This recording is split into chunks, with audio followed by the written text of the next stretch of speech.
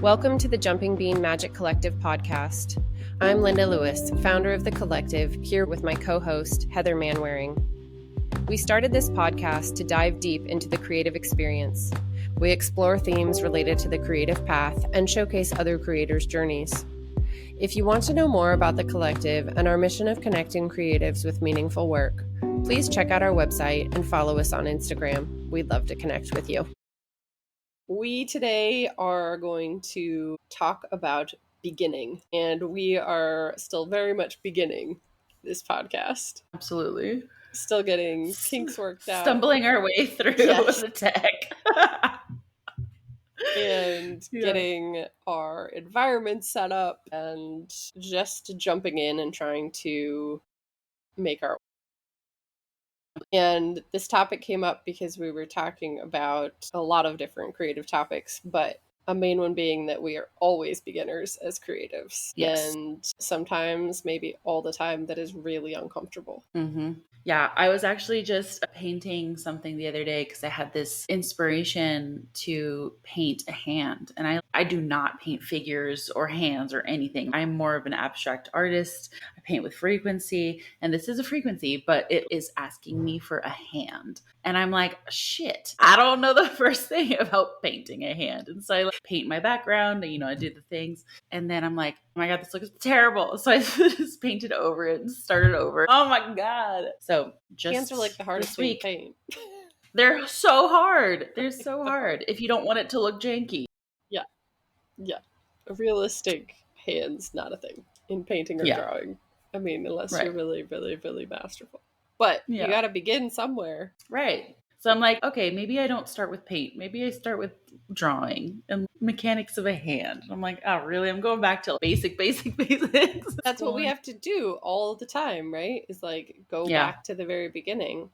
Even having a fine art degree and having taken, I don't know how many drawing classes, 9, 12, something like that in 4.5 years.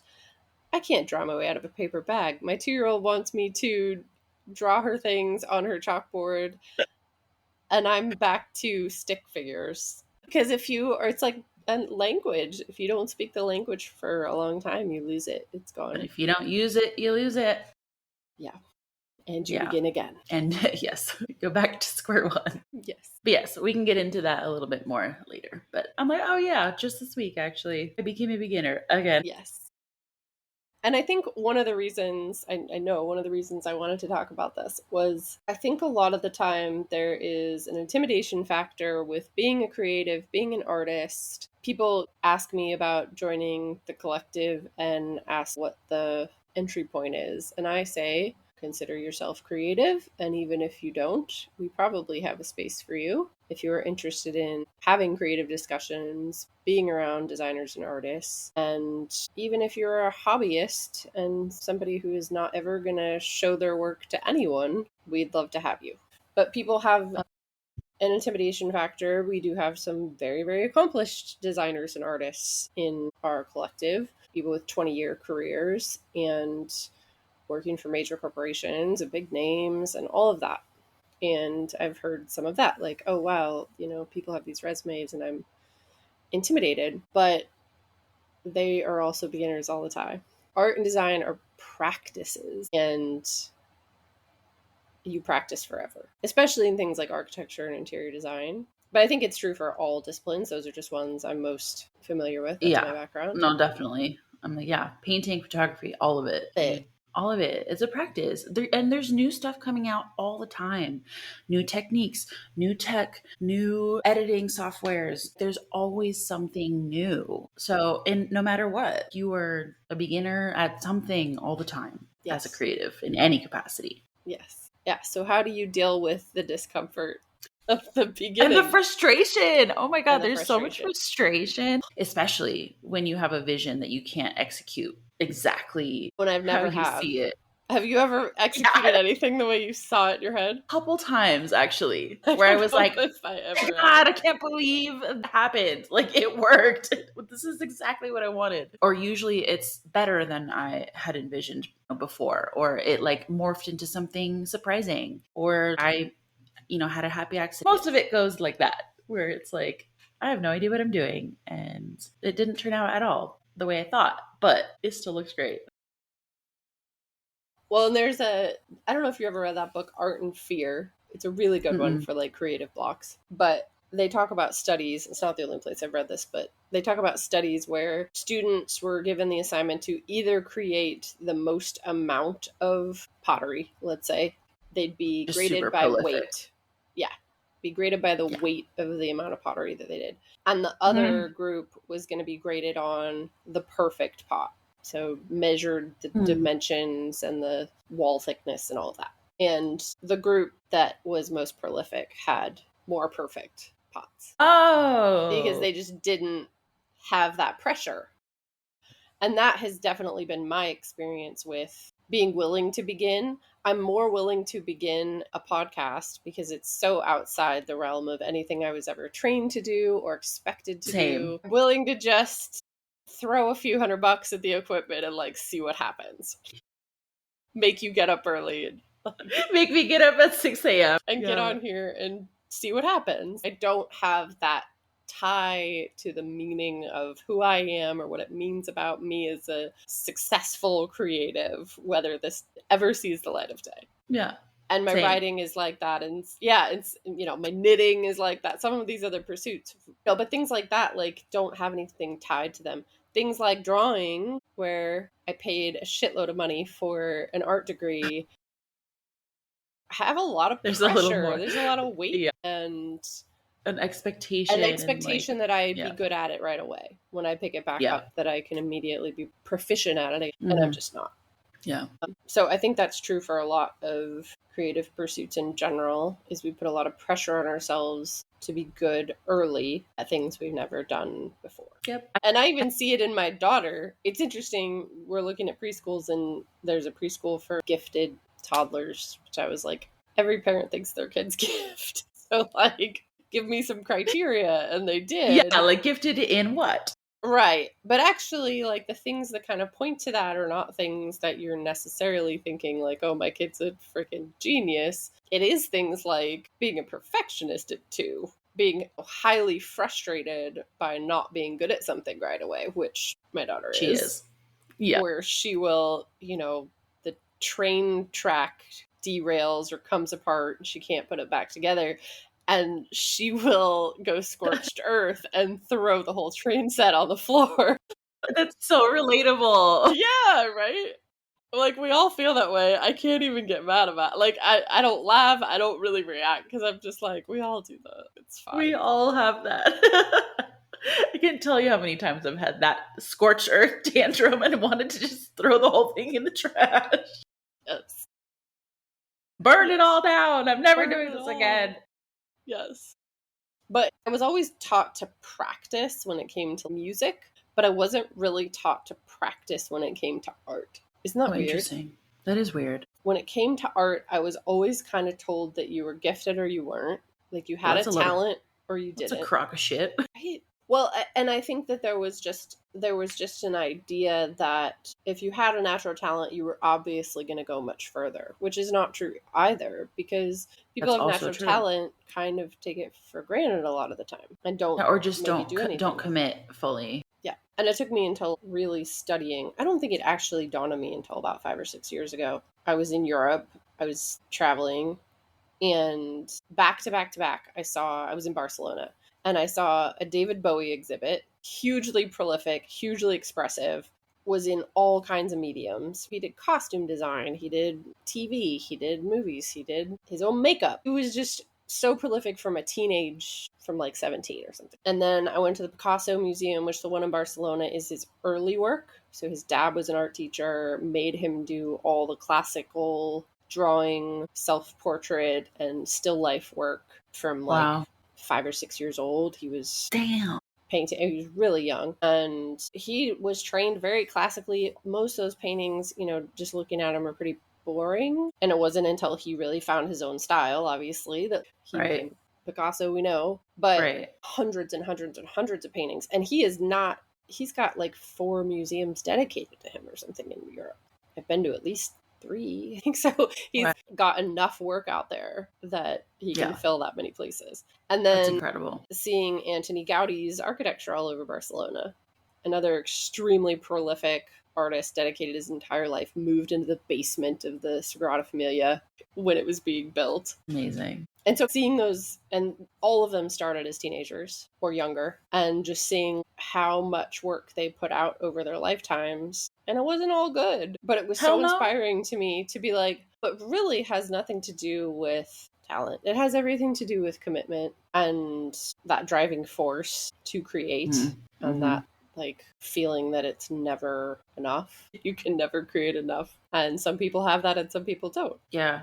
I mean, I do really like this topic of natural talent because I do consider myself naturally talented in a lot of things. I came out of the womb able to sing, able to, like, my eye was always for beauty. And so there were a lot of things I could do naturally well. I look over at the course of my life and I'm like, okay, I could come out singing, but then I sang all the time. I would sing everywhere. And then I was part of a chorus group for a while and I hated that. But there were things where I continued to nurture that gift. And then I sucked at drawing at first. Of course, when I started drawing, I was obsessed with horses. So I was trying to draw horses and they looked terrible. But I kept drawing, and then my parents were artists, and so they would give me some direction or criticism, and then I would keep going and I would take art classes, and then when I was a teenager, then I started to really develop my own thing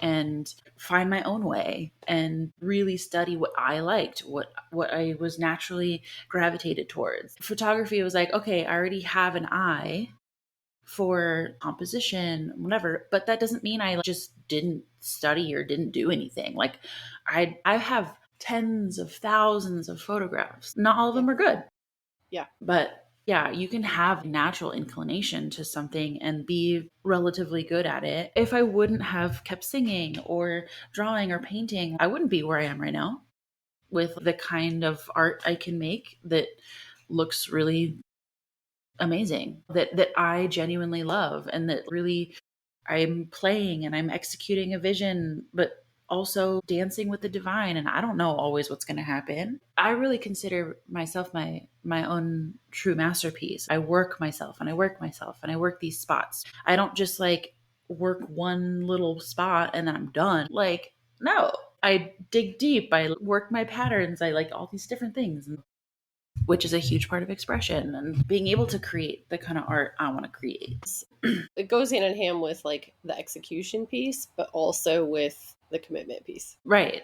Right. It's like, and I think that's to the point that you were talking about where it's creation is a need. Like, I don't ever feel the part of me that's like, all right, I'm done creating forever on this thing. I'm done painting. No.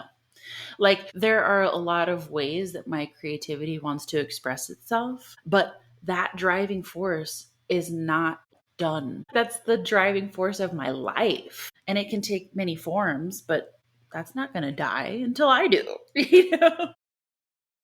Yeah, I totally see myself as one of those people that's just going to have like a giant art studio by the sea when I'm like 65. Yes. And I'm just going to have like 300 Yes. canvases and a Yes. potter's wheel and a kiln.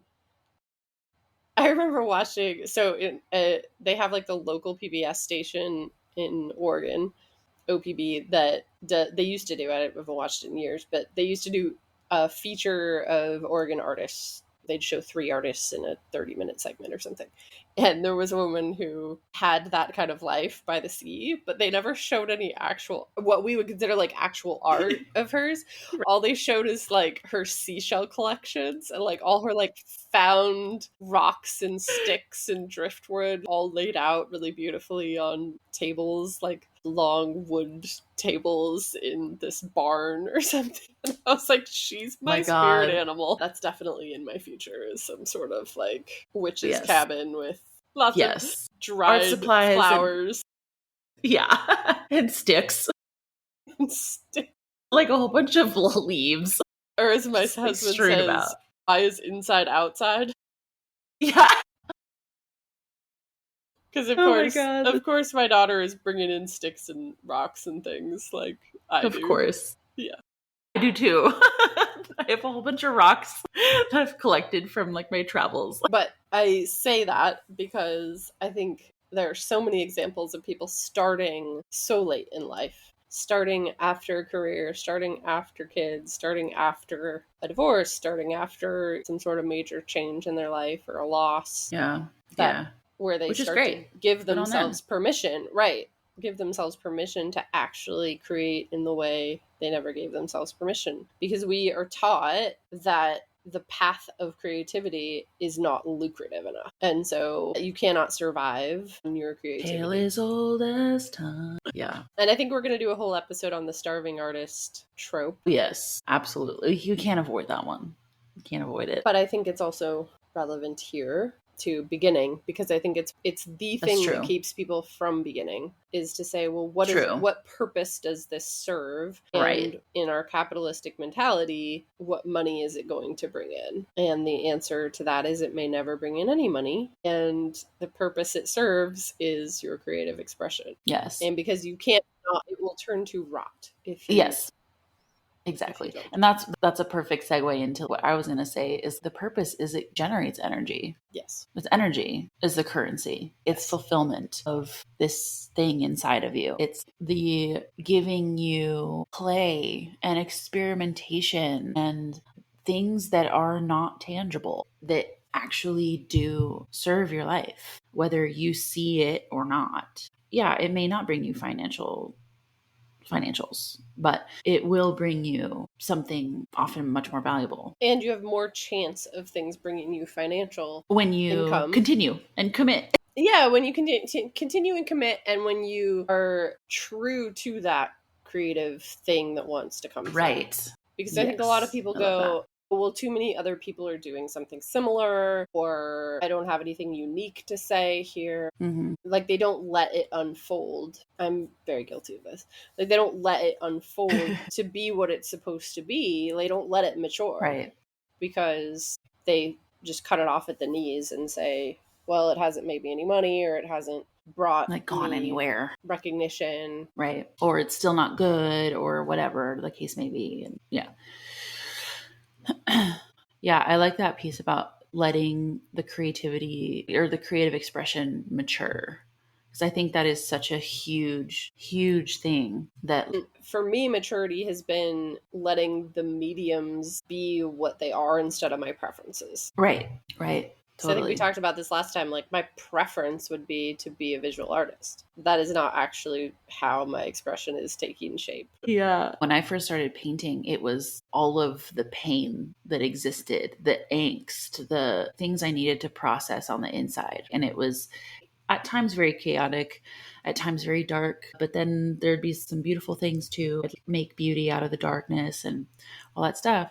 But there was a point after I started working with Perry that like it started to take a different form where the source of my creative expression changed from one of internal pain and strife into what's the thing I'm going towards, what's the thing that pulls me forward out of the pit. And then for me that was all the different types of frequencies and energies that are available, like love and joy and abundance and creation. And it became much more this relationship with the divine in a way that made my art different. Clearly, it was still my style, my natural inclinations for texture and natural elements and all these different things and lots of color, layers, but it took a whole different form. And so it was less and less about me and more about how do I bring more of this into my world and in and through me to be expressed. And that's where I did have to get out of the way, which was not my preference. I just want to keep painting my own pain and my own stuff and whatever. But then it became, all right, this is a different expression of this. And, you know, luckily I actually liked my art more, but it became this I don't actually have a vision anymore. It's not, I don't have an idea of the piece I want to make. it was like, oh, I feel this energy coming through and it wants to be expressed this way. And basically getting out of the way to let this energy use my hands and guide my strokes and create with me. And so that took a process of maturation where there's something beyond myself, there's something beyond my own experience of life, and trusting something bigger. And I will say, I look at the difference between my early art and now, it looks an adult created that. You can tell the difference, and you can really see the evolution. We talked a little bit about this before recording, but the idea to maturing, it is both a kind of a spiritual maturity, but also maybe just an age thing too, where you start to care less and less what other people think. So you are less externally motivated to create the things you're creating. We'll talk about Right. recognition. Yes. Like, I think we're gonna have a whole episode on recognition too. And recognition never hurts, but you can get addicted to it. Yeah. So Totally. And like require it.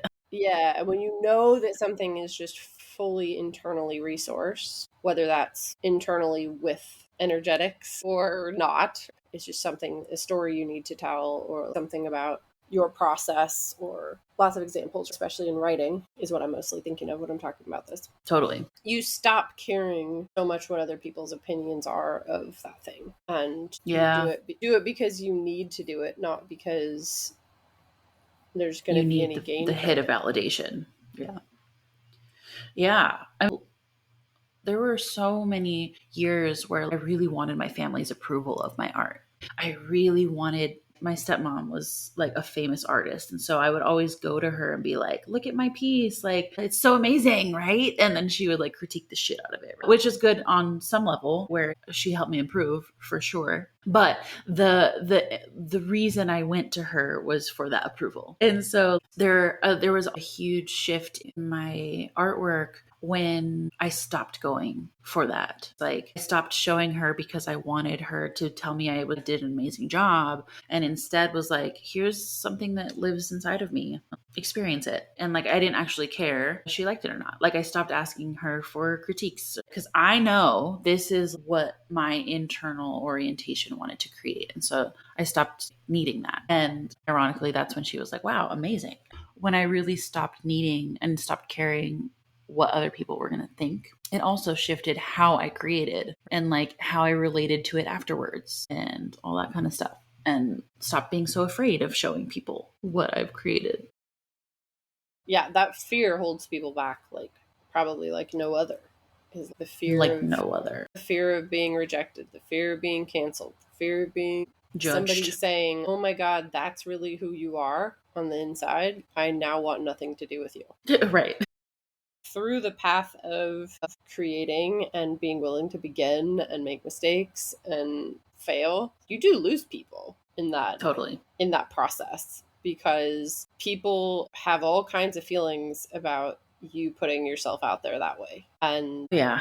don't always like to watch it because it makes them uncomfortable with their lack of expression. Lack of expression, or even their own mess. Creativity is so messy a lot of the time, especially when you're in it and unraveling shit and expressing things imperfectly, Or just cast. or starting a podcast and it's not perfect, you know. We're just showing up. It really can trigger like people's perfectionism or their own fear of starting or of looking like an idiot or whatever the case may be. It sometimes is very confronting, even when it's unintentionally so. Like, I'm not going out trying to trigger people. Like, I want to live in integrity with myself. Not everyone likes honesty. You know what I'm discovering? It is so wild to me. I was in the dark for so long. I really loved this dark feminine idea of myself, like the rabid wolf type, scrappy and angry. Black? I wore tons of black. Tons of black, dude. So much black. And I am really discovering how the truth of I am such a light, joyful, happy being. I'm like, fuck, what? What is this? I am the sun? What the fuck? I thought I was a cave. Dark cave. And it's so funny because, like, you know, the dark really, really is confronting. to people. And so I really grew accustomed to making people uncomfortable with the intensity of my emotional expression. But I am also now realizing, as I am radiating and just feeling really healed and good about myself, that is also confronting. Yeah, it is. People are so confronted by that. And I'm like, what? I'm literally the most available, beautiful, happy person. I know. You are still fucked up. So it's like, I'm not even trying to trigger you anymore. I don't get off on that anymore, but it still happens. And wow. Huh. Well, My and you and I can existence. see people, right? And people don't really want to be That's true. seen. That's Very true. confronting to be seen. So It's true. It's true. yeah, that's a big part of it. No, obviously I wouldn't trade it for anything. Like, it doesn't hit me the same, but it's still sometimes shocking to me. Yes. I mean, same. I have found it's confronting for people to witness my happy home with my husband and daughter. Yeah. And that's been odd at times. Yeah, I bet. You're like, you're mad that I'm happy? Yeah, but there is some of that because when, especially if you've considered yourselves to be in the same place at previous points in your life, and then somebody is not in the same place anymore because of how much work they've done and how much change and transformation has happened, and then it feels like they're not on the same planet, and there's jealousy and all kinds of stuff that comes up. I've always been the type of person to be like, but how do you do it? Like, right. Even if I feel those feelings of jealousy, then I'm like, but hang on, let me know what's behind the But scenes I also here. want that. Yeah, so show me your ways. Show me. Yeah. Yeah, I'm not going to let jealousy take it over. I want to understand. And not everybody's built like that, is what I've learned. But right. I guess my question to you is, if somebody is feeling, this goes to the freeze response. If you are unable to begin, you're in a freeze response. And so my question to you is, when you're working with people and you have somebody who's in that place, how do you work with them to help people really get started? Ooh, well, the first thing I would have them do is really be with their bodies. Be with the freeze and what does it feel like? What sensations does it have? And really guiding them down into themselves and not making it wrong.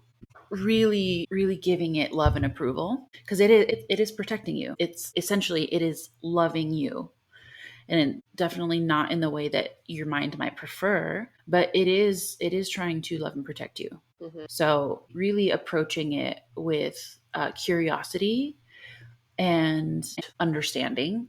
So give it a little more space and approval, and then just letting it thaw from the inside out is how I work with myself there and with other people. And I think this is something that I definitely have picked up from Perry, is you really can't create fully with not all parts on board. The parts of you that if you're trying to force a part of you out or cut it out or tell it to go away or you can't be here, the louder it gets and the more it will grow to sabotage everything.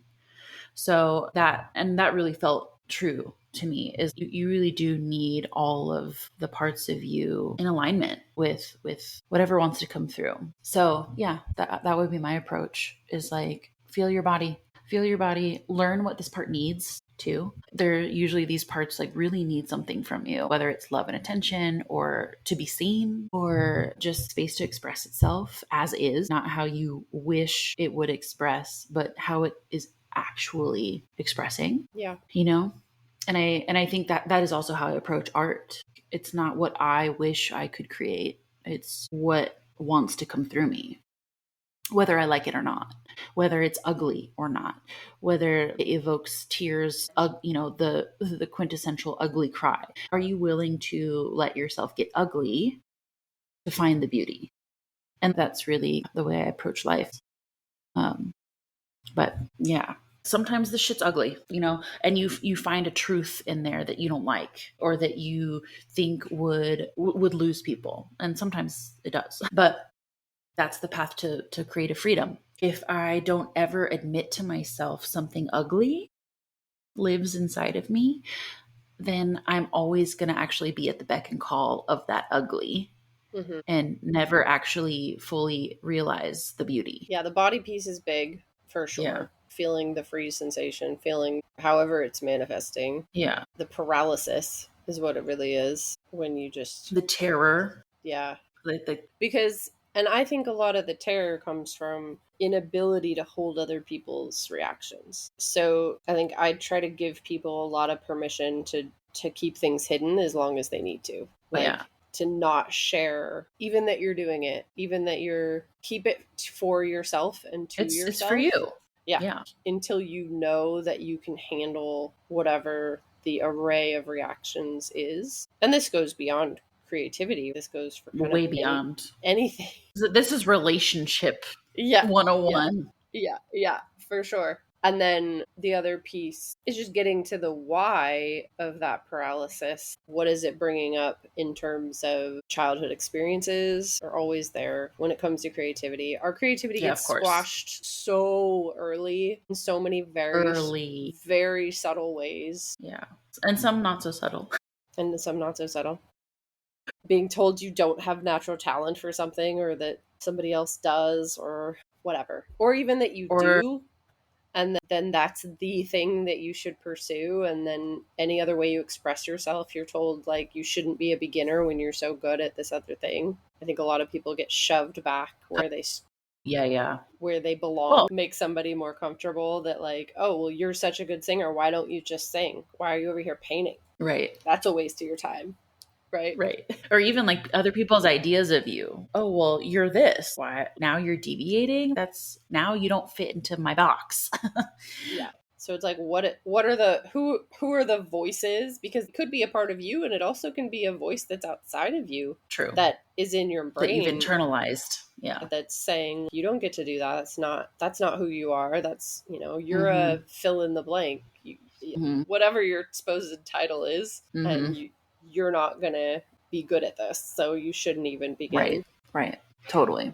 That's a good point. Yeah. Like whose voice is this? Where did you pick this up? Yeah. Who told you this? And most of these things are writing exercises. Sometimes I forget to say that to people because I am such a writer and that's how I process. A lot of people don't write and they don't know how to write, and you don't have to. And this is another beginning thing, is journaling is for everyone, and it's only for you to see. And you could write in the most fragmented, demented. Totally. No one's gonna give a shit. Still be useful to you.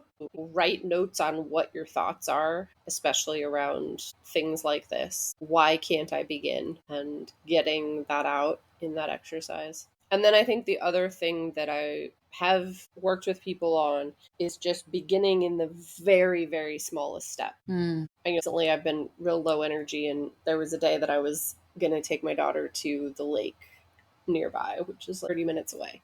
But with a toddler, the amount of preparation that goes into a lake day is pretty extreme. It's kind of an Olympic sport. And so I just kept asking myself. 30 minutes turns into an hour and a half. Easily. Yeah. And I was like, okay, here's what I'm going to do. I'm not going to tell her we're going because, as soon as she hears we're going, then, like, she'd be fixated. And if I have to bail, I don't want her disappointed about it. So I just did one step at a time. I would just ask myself, like, can I put the wagon in the car? Okay, I got the wagon in the car. Can I make us some sandwiches? And like put those in a cooler. And, that was exactly how the process went until we ended up at the lake. And then you're there and you have to do all the things to come home, which... Right. You have no choice. I definitely wanted to bail at that point, but no one was coming to save me. Yes, totally. But I think that process of, can I, and this is where I would always do an art project, can I go buy the supplies? The answer is always yes. Absolutely. More supplies. More supplies. Yes. So that's something I have to back off of. But can I do it with the supplies I have is the better question for me. There we go. Personally. There we go. That would be more my style as well. Yeah. Can I actually make it work? Yeah. Yes. How creative do I have to get with my current supplies? That is a new question for me. I have always been a Yes. supply junkie, as you witnessed when I moved and had to get rid of Yes. I lots and actually lots of have. supplies. Yes, and the bag full of supplies that you gave me. Yes. Yes. So that would be another more on the practical side of things. Well, you're Just good at the doing practical stuff. it's just doing one little piece. Don't tell anybody about it. Yeah. Don't announce it on social media that you're starting a new hobby. Right. Right. Right. Just fucking start What's the behind the minimal scenes. entry? Yeah, the minimal entry Yeah. point. Can I put the paint out Yes. just next to the canvas? Can I put the canvas on the easel and just see what it feels like to have the canvas out? And that's it, maybe for the day. Yes. And you come back and you're like, maybe I'll put a stroke on there. Let's see how that feels.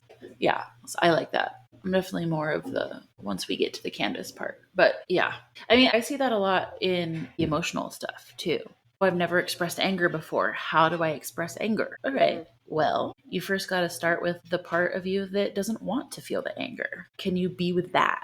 And then can you let out a little huff? There are layers to this stuff where it was a process to even let myself feel the anger fully. But then there's an artful expression of emotion too. So there are so many aspects of creativity and of life that are new all the time. All the time.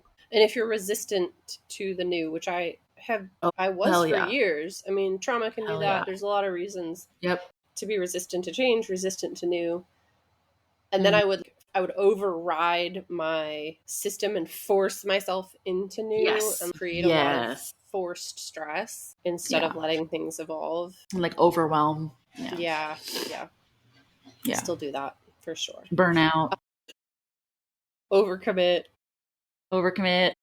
I actually declined a project, this very sweet creative project that I'll tell you more about sometime.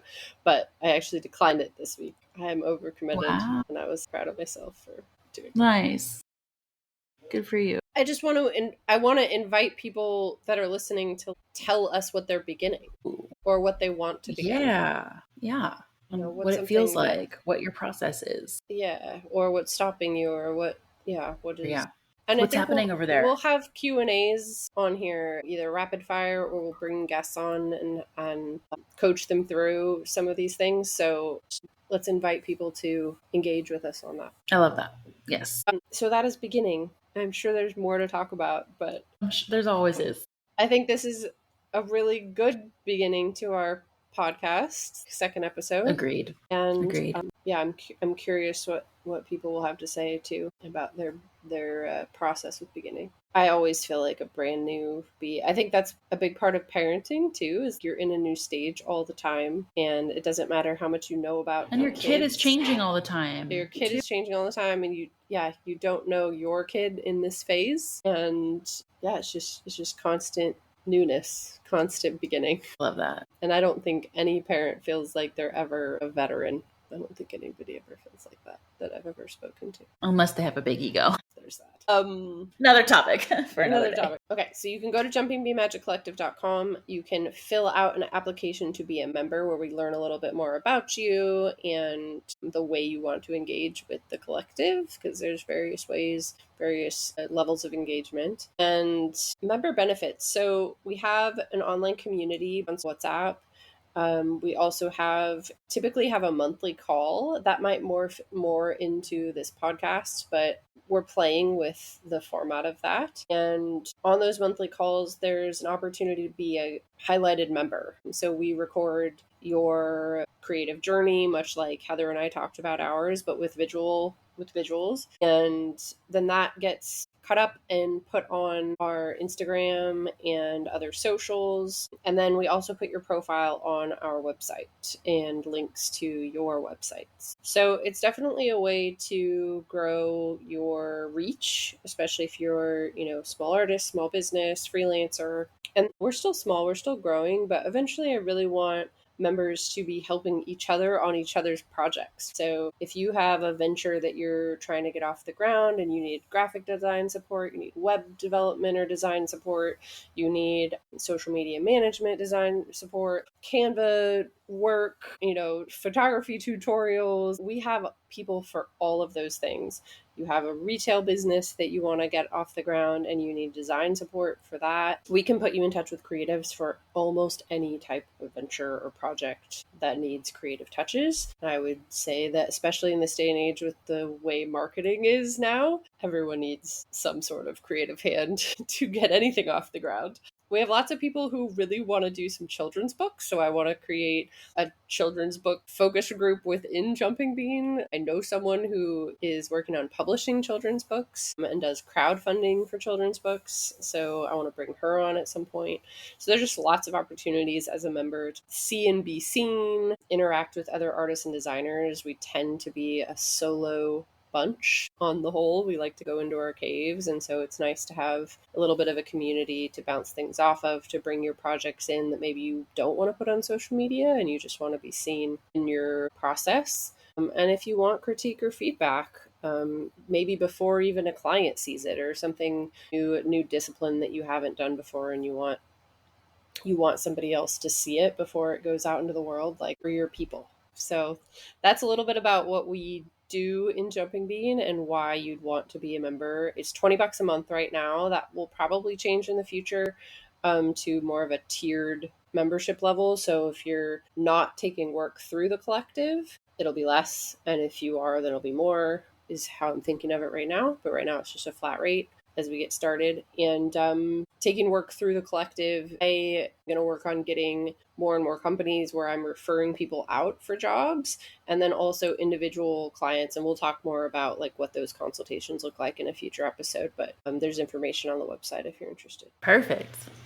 Love it. That's the pitch for today.